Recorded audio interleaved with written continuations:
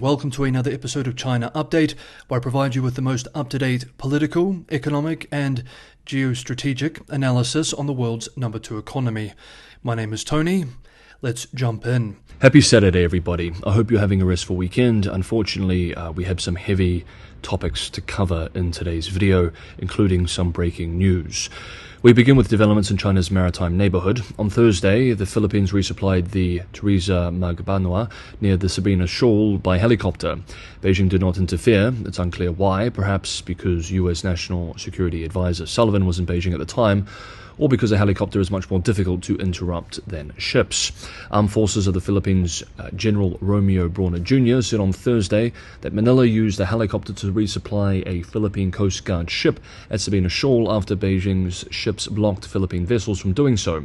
A total of 40 Chinese vessels and warships were deployed at the shoal on the 26th of August to prevent ships from resupplying it. Regular viewers will know that the Sabina Shoal has become a new flashpoint between the two countries in their disputes in the South China Sea, with recent collisions around the shoal. On Thursday, a spokesperson for the China Coast Guard demanded that Manila, quote, immediately withdraw vessel 9701 or bear the consequences, end quote, adding that, quote, the Philippines' risky actions could easily lead to unexpected incidents at sea and in the air.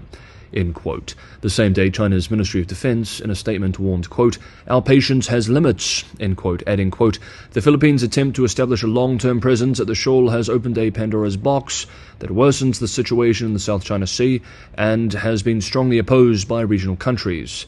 End quote. And quote, the United States is the biggest troublemaker stirring up the situation in the South China Sea and the greatest destroyer of peace and stability in the region. It is the US's encouragement, support, and endorsement that have emboldened the Philippines to repeatedly provoke without fear of consequences. The U.S. attempt to intimidate China with the U.S.-Philippines Mutual Defense Treaty is completely futile and will only arouse greater indignation and fighting spirit among the Chinese people. End quote. Speaking of Manila's security patron, earlier in the week, on Tuesday, Samuel Paparo, commander of the U.S. Indo-Pacific Command, expressed that U.S. ships could escort Philippine vessels on resupply missions in the South China Sea, describing what he called an, quote, entirely reasonable option, end quote, that required consultation between the treaty allies. The same day, Armed Forces of Philippines Chief General Brawner Jr. told journalists that the Philippines wants to procure its own US-made Typhoon mid-range capability missile system. Now, just as I was about to record this video, we have some breaking news from today. Today, Saturday, this afternoon, the Philippine Coast Guard said that a Chinese Coast Guard vessel, quote, deliberately rammed and collided with our ship 3 times, despite no provocation from the Philippine Coast Guard, end quote. This is the ship at Sabina Shoal. The Philippines released video of the incident, which we are watching right now. The Chinese side says, quote, the Philippine ship 9701 deliberately rammed into the Chinese ship 5205 in an unprofessional and dangerous manner, causing a collision for which the Philippines bears full responsibility, end quote. Viewers can judge for themselves based on the footage released which side's account appears more accurate. On Monday, Japan's ambassador to the Philippines tweeted a video of the Chinese Coast Guard vessel under the words, another unacceptable development around Sabina Shoal. In response, the Chinese embassy said the comments displayed, quote, ignorance of the facts and continued unwarranted accusations against China, end quote. As we have been following for several months now, Japan is the other strong power in the region concerned about China's behavior in the South China Sea, as well as the East China Sea closer to home. Which brings us to the next development. US-based The Wall Street Journal reports today that Japan is planning a multi-billion-dollar network of small satellites to monitor ships and military sites. Quote, its latest response to a barrage of pressure from China that includes a recent incursion into Japanese airspace. End quote. The satellite network is part of a proposed 8.5 trillion yen defense budget, $59 billion for the fiscal year starting in April 2025, up 7.4% from the current year. Under soon-to-depart Prime Minister Fumio Kishida, Japan is in the middle of a push to almost double its defense budget. According to Japan's Ministry of Defense, in July and August of this year, a Chinese fleet led by its Shandong aircraft carrier was spotted repeatedly in waters south of the Japanese island chain, with jet fighters and helicopters repeatedly taking off from and landing on it. This week, Defense Minister Minoru Kihara told reporters that a Chinese military aircraft violated Japan's territorial airspace for the first time, saying the intrusion was, quote, not only a serious violation of Japan's sovereignty, but also threatens our security, end quote, explaining that Chinese Y-9 reconnaissance aircraft flew into Japanese airspace for about 2 minutes above the Danjo Islands west of the island of Kyushu. Yesterday, Friday, saw the publication of Japan's military budget proposal, which included this new satellite network. Japanese financial media outlet Nikkei Asia reports that officials say the network was needed to give Japan information on the location of opposing forces and should be fully operational by early 2028. We also learned with the budget proposal that delivery of 400 US-made Tomahawk cruise missiles and an improved range version of domestically made Type 12 surface-to-ship guided missiles is set to begin by early 2026, with some able to hit targets 600 miles away. This is a watershed moment in modern Japanese military history, with the Kishida government overturning the decades-long defense-only posture strategy, adopting the policy for the first time where Japan would attack targets on enemy soil if it was threatened. Next up, let's move to the economy, and in recent days we learned that Beijing is considering allowing homeowners to refinance as much as $5.4 trillion of mortgages to lower borrowing costs for millions of families and boost consumption. UK-based The Financial Times, citing unnamed sources, reports that under the plan, homeowners would be able to renegotiate terms with their current lenders before January, when banks typically reprice mortgages. They would also be allowed to refinance with a different bank for the first time since the 2008 global financial crisis. US-based Bloomberg, also citing unnamed sources, writes today that authorities are ramping up a push to reduce mortgage costs after the central bank encouraged such support last year, and banks responded with a rare rate cut on outstanding mortgages of first homes. Quote, it wasn't immediately clear if the latest considerations apply to all homes, while lower mortgage rates would hurt profitability at state-run Chinese banks. Authorities are facing renewed pressure to stem a housing-led slowdown in Asia's largest economy. End quote. Raymond Chung, head of China property research at CGS International Securities Hong Kong, told clients in a note yesterday, quote, if implemented, the move would send a signal that the central government is intensifying measures to support overall economy, protect household wealth, and spur consumption. It would also indirectly help the real estate sector. End quote. A Bloomberg index of Chinese developers jumped more than 8% in the afternoon trading on Friday, with Shimao Group Holdings Limited surging as much as 28% and China Vanke Co jumping up 17% in Hong Kong, with this news, which comes at the end of a week of yet more poor economic indicators being released and growing calls for Beijing to do more to boost the economy. Bloomberg reports that the new plan targets existing homeowners, quote, who have been left out as new home buyers have enjoyed sizable cuts to key interest rates this year, end quote, adding that if approved, it may serve to ease mortgage burdens faster than expected. While China has pushed average mortgage costs to a record low this year, most households haven't benefited since banks won't reprice existing loans until next year. Shu Jinchen, China economist at Jefferies Financial Group, estimates that the move could save homeowners about 300 billion yuan, $42 billion, but warns, quote, it might boost consumption a little, but won't have material impact on the property sector, end quote. Of course, as US economist Thomas Sowell has long observed, there are often no solutions, only trade-offs. If Beijing makes this move to help households, it will put more pressure on already strained bank profits.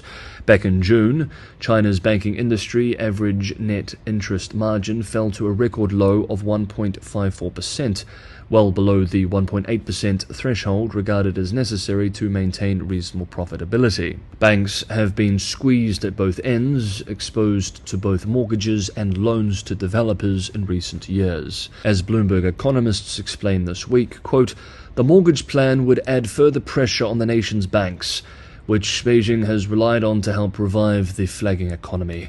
The banking sector is struggling with falling earnings amid record low margins. China's outstanding amount of individual mortgages stood at 38.2 trillion yuan, $5.4 trillion at the end of March, and counts as prime assets at Chinese lenders. More than 90% of China's outstanding mortgages were for first homes as of late 2021. End quote. Next up, we have one more development to cover, but just quickly, if you're getting some value from today's episode, don't forget to hit the like button. Sharing and especially subscribing is also a tremendous help. About 41% of regular viewers are not subscribed, so if you're a regular viewer, it might be worth checking that you are subscribed. It'd be awesome if we could get that percentage below 40, and the channel looks like it will hit 75,000 subscribers in the next week or so. It would be awesome if we could hit that next week. Patreon and Buy Me a Coffee links are also in the description. This channel relies primarily on subscriber support to keep going, so that's also a tremendous help. Thank you so much. Next up, and finally for today, David Rennie is ending his role as Beijing bureau chief for UK-based The Economist after over 6 years in the position to return to London. This week he published his final piece in the role before leaving China, looking back over his more than a half-decade of China coverage and experience. To end today's video, I thought it would be good to examine some of Rennie's piece called China's New Age of Swagger and Paranoia, which, like so many commentators based in China in recent years, harbors a dark and pessimistic view about the future. We now quote selected excerpts from the piece directly. During 6.5 years in Beijing, your columnist has watched China's swagger divide the world. Most importantly, Sino-American relations have collapsed, raising the prospect of a globe divided into rival camps, even as other countries insist that they have no desire to pick sides. Wary but profitable coexistence has turned into a contest for primacy in the 21st century. That confrontation is more alarming because logic guides each side. American leaders have solid grounds for alarm. By its actions and words, Mr. Xi's China reveals an ambition to be so powerful by mid-century that no other country on earth will dare to thwart or defy it. To achieve that status, China is bent on reshaping the world order from within, using its heft in such forums as the United Nations to challenge, redefine, or discredit any norms and rules that might curb its rise. For their part, Chinese officials and scholars have every reason to fear and resent the new bipartisan consensus in Washington. They are right to suspect that American leaders from both main parties are trying to slow or block their country's progress in any field or endeavor, whether technological, economic, or geopolitical, that might imperil American national security. Cha Guan has heard senior American officials frame the strategy as a simple question. Why would we let American cash or American technology strengthen China's military or national security apparatus? That approach is, of course, intolerable to China. Your columnist has not forgotten the metaphor offered by a leading Chinese scholar over dinner in Beijing. America is only willing to let China become a fat cat, producing harmless consumer goods, he ventured. But, he added, it is natural for a country to want to become a strong country like a tiger. Put bluntly, China and America are two giant powers with mutually incompatible ambitions. To many Chinese officials, scholars, and citizens, their country has never been so impressive. At the same time, China feels criticized as never before by America and other liberal democracies. China has not changed, runs a frequent complaint in Beijing. It merely grew successful and strong. Clearly, a declining West is too racist, they say, to tolerate an Asian power as a peer competitor. The latest global opinion survey by the Pew Research Center finds just one rich country, Singapore, where most adults approve of China. But views of China are much warmer in low to middle income countries, notably in Africa and Southeast Asia. Ambassadors from the global south call China's emergence from deep poverty an inspiration. They thank China for offering the world new markets, investments and infrastructure without the so-called colonial-style lectures beloved of Western powers. Because the world is divided in its perceptions of China, that has fueled another dynamic. Over the past 6 years, Chinese leaders have become increasingly unwilling to accept foreign scrutiny of their country. Not long ago, Chinese reformers quoted foreign critics to help them push for change. Now the reformers do not dare. In Mr. Xi's China, even constructive foreign criticism is called a ploy to hold China down.